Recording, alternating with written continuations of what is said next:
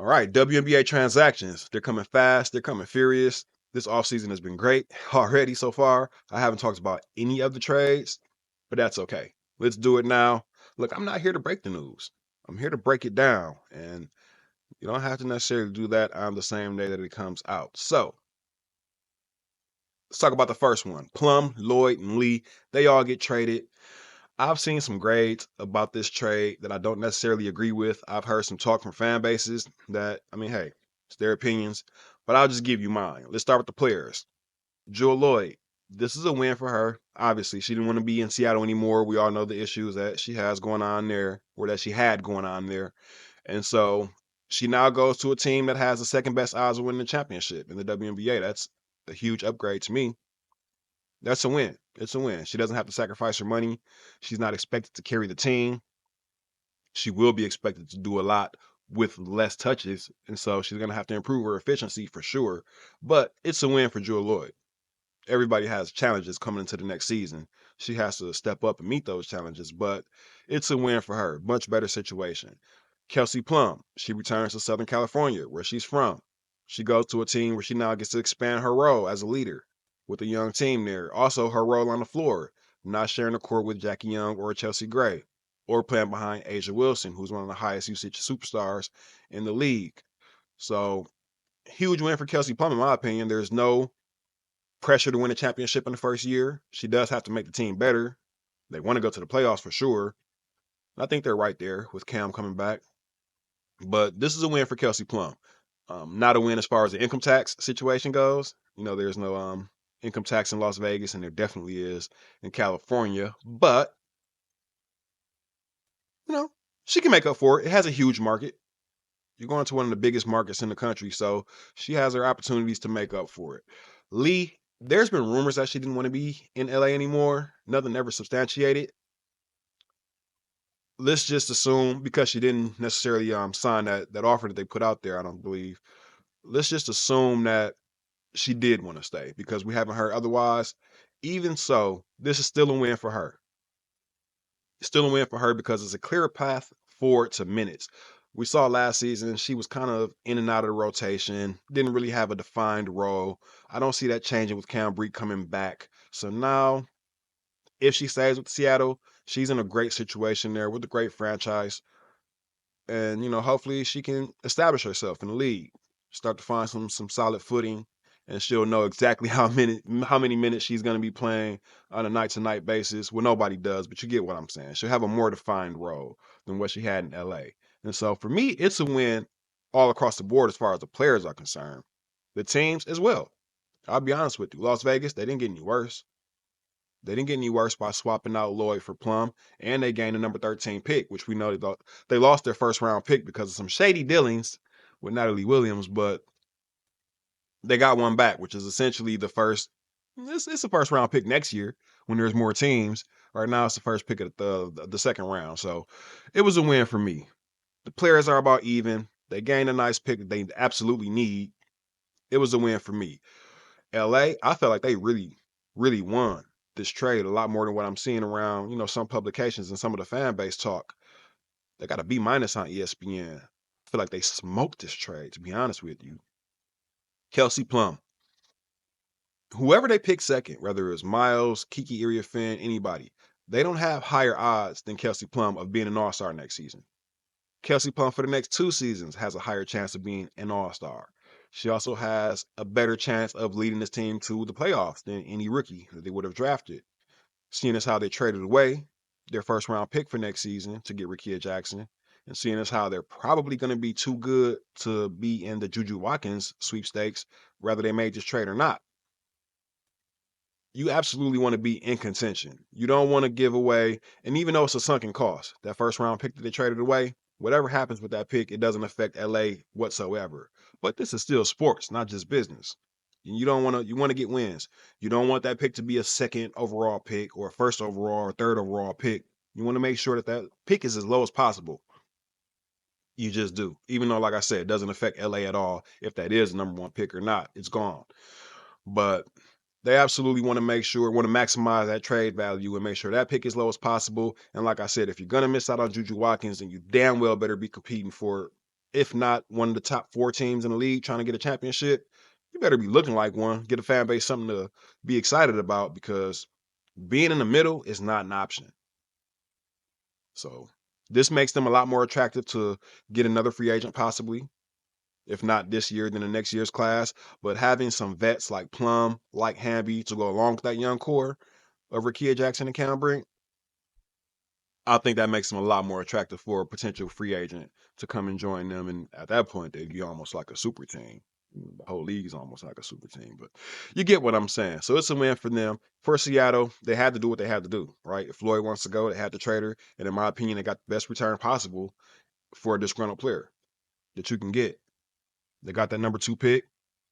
Let's see if they use that pick to go in and rescue Paige Beckers. We know Sue Storm, the UConn connection that they have going on there. There's been talk, nothing substantiated, but talk that she doesn't want to play in Dallas.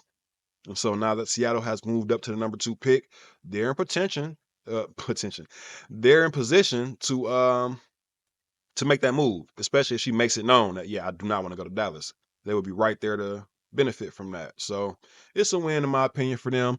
A little bit of a step back, seeing as how they have veterans like Skylar Diggins-Smith, like NECA. They seem to be right there positioned to be one of the top contenders in the league. And so the move towards youth would be a step back, but they did what they had to do. They did what they had to do with an all-star player who wanted to be out. So I don't really hate the trade for them, but I don't see how the Sparks got the worst trade grade in this one. Not in my opinion. They smoked this trade. All right. Now, let's talk about Alyssa Thomas goes to Phoenix. Now, everybody was talking about Satu Sabally and her potential Indiana Fever or New York Liberty, which we now know that she's not even really looking at the Indiana Fever. Satu, she's somebody I was interested in. Especially during the Olympic break before the Indiana Fever kind of improved their status in the league. Now I feel like they're a great team that doesn't need to sell out, especially for more offense. I personally was looking at a potential Alyssa Thomas and Stephanie White reunion because along with that comes Dewana Bonner. And I know some people will say, well, they're both ball dominant. They're both great passers. How can they play together? How can Jokic and Westbrook play together? And they're getting triple doubles in the same game. How can Hannah Hidalgo and Olivia Miles play together? They're both point guards. You can be great passers and still play together. You can be offensive engines and still play together. It just makes the team even better. They play together in the Olympics, right? It can be done. It can be done. Especially because to win a championship in the NBA or the WNBA, you have to be a team that's in the top 20, 25% in both categories, offense and defense. So just getting Satu for the Indiana Fever, that puts them up there in the offensive category, but they're already up there in the offensive category. I feel like Alyssa Thomas will boost that defense. They already have the offense. She's a great passer. Passes for the most 3-point made shots in the league. Caitlin Clark, Kelsey Mitchell. You can see what I was cooking up there, right? But it wasn't to be. She's headed to Phoenix. That team's going to be great. That team's going to be great. So it's a win there. It's a win for her, especially for Phoenix if they sign Dewana Bonner, which I'm sure they probably will. Great pickup. The Sun, I mean, right now their facilities are killing them. Like just the talk that we've heard from Alyssa Thomas and from everything that we're seeing going on at Unrivaled, the facilities issue is a big deal for a lot of players, and they're lacking probably close to the bottom of the league right there, right along with Chicago. But we know they're improving their situation actively. Tasha Cloud, I feel bad for her. As hard as she was going for, people to come join the Phoenix Mercury, and as hard as she was going for the organization, now she's out of there, part of the trade. This is a business. This is what happens. But in my opinion, the Phoenix Mercury absolutely smoked this trade, man. Right? They give up Tasha Cloud. They give up Rebecca Allen. They give up the number 12 overall pick. In return, they're getting Ty Harris. They're getting Alyssa Thomas and potentially Dewana Bonner. That's a win. That's a win on all 3 fronts. So I like this trade for Phoenix. Not as much for Connecticut. Still looking to see what's going to happen with Dejanay now. I couldn't imagine that she's still really interested in running it back with this whole new remade team. They might as well go full rebuild at this point. But that's just my opinion. We'll see what they do. All right, annoying phone call at the top of the morning. Where was I at? Oh yeah, Britny Griner. We're talking about the signings now. Britny Griner going to Atlanta. In my opinion, it doesn't change much for them. They were already a fringe playoff team last season. They were competing really hard towards the end of the season. We saw them in Washington going back and forth for that last spot, along with Chicago. But to me, this keeps them right there as a potential playoff team who can make some noise. I don't see them as a contender, and I don't see them as a bottom of the league team, even without Griner. So we'll see. I think Alicia Gray is one of the best players in the league. Obviously, she was an all-star, but I would really like to see her get a chance at seeing some success, some playoff success. So hopefully Griner brings that for them.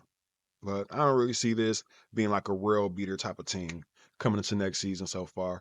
We'll see if they make any more additions. But in my opinion, they are who they are, and they still are that. They're a really good middle of the road team. Courtney Van Der Sloot is set to join the Chicago Sky. This, in my opinion, it's a much more needed move. They absolutely needed a point guard. It's going to be interesting to see what they do with that number 3 pick now, because from what I heard, Van Der Sloot was only interested in signing if they were going to be picking up another vet. We'll see if that holds true, or if they use that pick now to go ahead and draft, some more youth, another potential star there. It's getting interesting, but now they found their point guard. And so I just don't really see them going after Olivia Miles. These moves are shaking up the draft as well, which we'll get to after we talk about all the moves. But this is a great signing by Van Der Sloot. Slining. It was a slining. You got Sloot, all right? This is a great signing by them. I was really hoping that they would find a point guard this offseason, whether it was Miles, whether it was Sloot. I was hoping that they would come to the season with somebody new on the roster. And I'm sure the Chicago Sky fans, I know because I've been seeing some of the chat messages, they felt the same way. Get us a point guard. Now they got one. So she's been doing good and unrivaled too. She's been looking really good, moving up and down the court a lot better than players almost half her age. Well, not half her age, but you get what I'm saying. In basketball years, who've played almost half the amount of time that she has. She's out there looking a lot more fit and active than some of those players. So you love to see that on her end. Uh, there we go. Now, like I said, Kelsey Mitchell, she's a player that we expected to see re-sign with the Indiana Fever. I know there was some hope across the league that she wouldn't re-sign with the Indiana Fever, people of other fan bases, but all of us Indiana Fever fans, we kind of had a strong feeling that she would end up signing back. Those are the only indications that she really gave. She never really talked about going anywhere else. So, in my opinion, this was expected. It's less of a excitement type of feel and more of a sigh of relief. Huge sigh of relief. We finally got that done, signed, sealed, and delivered. This hug, that's how I feel. Just let it out. All right, we got that done. Now they need to move forward. We're already hearing that Satu Sabli is not really looking at the Indiana Fever as a potential team that she's going to move to. We know Alyssa Thomas has already found a home. A lot of people are saying, man, are the Fever going to strike out? I would like to remind you guys that if they do make a trade, whether it's with that draft pick, whether it's Alyssa Smith, whatever, they don't only have to trade for players who are free agents. The entire league is open for being traded. Well, obviously there's some players that can't, but you get what I'm saying. Some people have these 2 or 3 names on this list and they act like if it's not them, it's bust. No, they can trade for other players. They can make any trade proposal that they want. So we still have to see what they're going to do to fill out this roster before next season. But this is a great first step, a necessary first step. Like they had to sign Kelsey Mitchell first to even be attractive to any potential free agents or players who want to get traded here. So I like the move. I love the move. I love the signing. Obviously, not a lot to break down and dissect there. I just feel like there's a very thin line between going all in right now or maximizing your right now, your current window, and also mortgaging off your future. And I hope they don't cross into the latter, but whatever they choose to do, they're rocking. I'm rolling. So when we hear something, I'll be back to let you guys know, give you my opinion on it. But for now, I think this wraps that up. We'll look at how some of these moves affect or could potentially affect the WNBA draft once we get a few more and we get a clearer picture. I don't want to talk about it now and then, the number 3 or the number 1 pick gets traded in 2 days. So once things start to crystallize as far as these player transactions, then we'll go back into what this means for the WNBA draft coming up. And yeah, we can leave this one here because right now I want to talk about